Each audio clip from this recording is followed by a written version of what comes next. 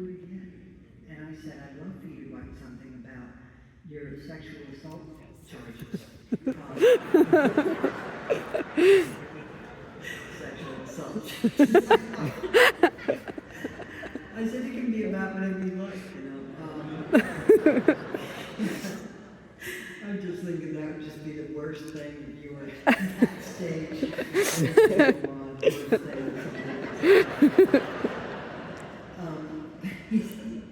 He's 18 now, and he goes to Converse University, and he's just, I don't know, it's just been so much fun hanging out with him backstage. And so he's just going to come out here and read something, and his name is Merritt. I present him to you.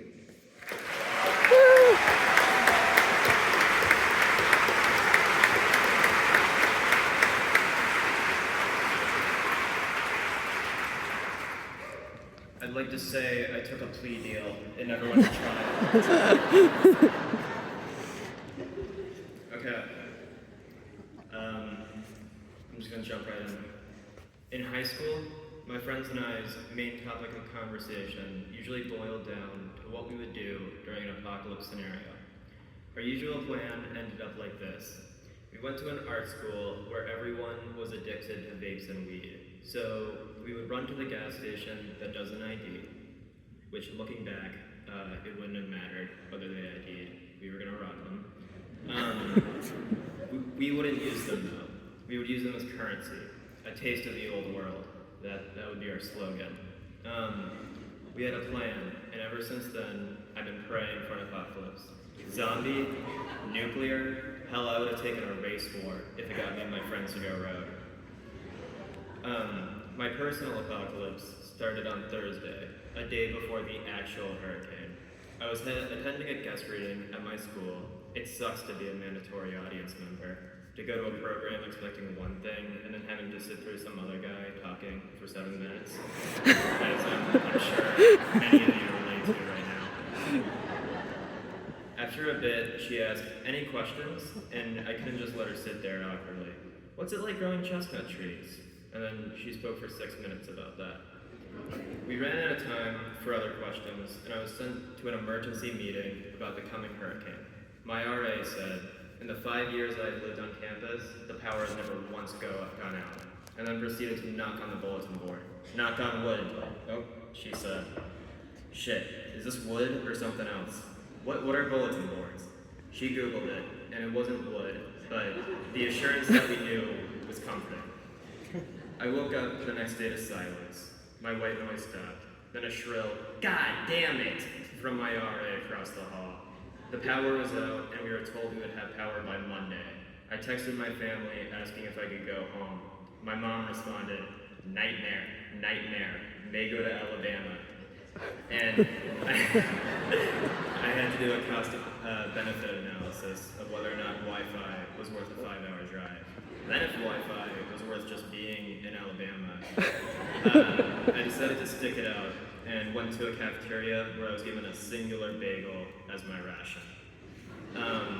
Which wouldn't normally be a problem. I always have that, but there's always other options. And there's a difference between choosing and being given an everything bagel. It becomes a nothing bagel. I was gonna cut that part out. Alright. Me and my friends had a sleepover plan for the next day. I texted Anna asking if she could get me. She did, and neglected to tell me that her whole family was in the car. The drive back is 45 minutes, and I'm sitting in the back seat with her little sister Clara, who I've never interacted with before. Both aware that there was nothing on either of our phones, and still pretending like there was.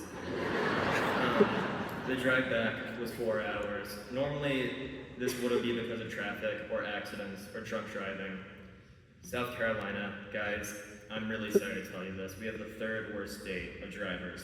We are not killing it in the driving department. Unless we're thinking literally. We're definitely You would think this would be because of shitty drivers. Everyone except all of us, you know, we're the exceptions for some reason. But the driving was amazing. Everyone was on the same page and gave the right of way properly every time. We found our way to a Publix where Miss Castle was looking for ice, all of which was gone. We ended up just taking a bunch of recalled frozen shrimp to use our little bodies as ice creams. The sleepover started a day early, and it was just me, Anna, and our sister Clara. There was no TV to turn on to pretend that none of us exist, yet somehow bonding at the same time. We were on ration phone time with no cell service, and ended up falling asleep at 10 p.m., like we had fallen asleep at 3 and had some kind of amazing bender. And Saturday began. We went to pick up William, the original third for the sleepover. William has unlimited data. We decided we would smoke a joint once the parents go to sleep, and then come back and watch Interstellar. The time was 9 p.m., and the 5 of us were sitting around waiting for the parents to sleep. For 2 hours, I was gassing up how good Interstellar was going to be. Did you guys know that it inspired not 1, but 2 research papers? 1 on space exploration and 1 on visual effects. You guys, this is going to be awesome. Interstellar does not look good on a shattered iPhone SE.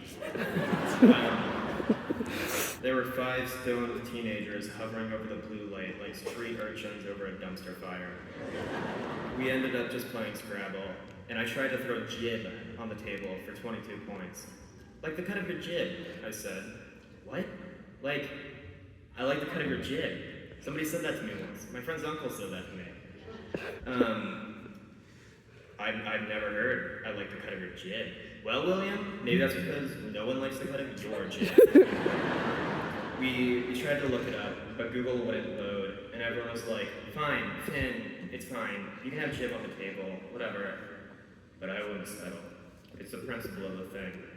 I was confident it was a word. It wasn't about the 26 points. It was about my sanity.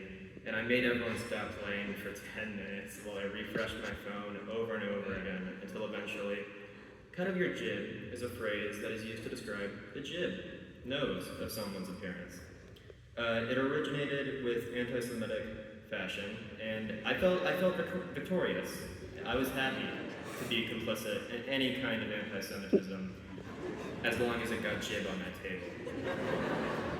We played Scrabble 5 more times that night, until William tried to play hollow hoax.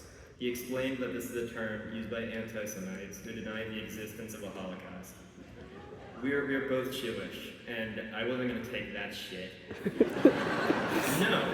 No, you can't put hollow hoax on that board. That's anti-Semitic. We are not going to validate the use of this term, William. Well, you got jib on the board. Yeah, well, that's different. Jib was 26 points, hollow hoax is 67.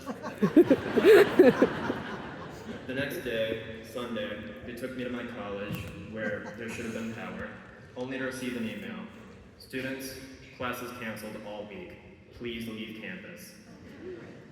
My house had power, so I called for an Uber, and he arrived at my college.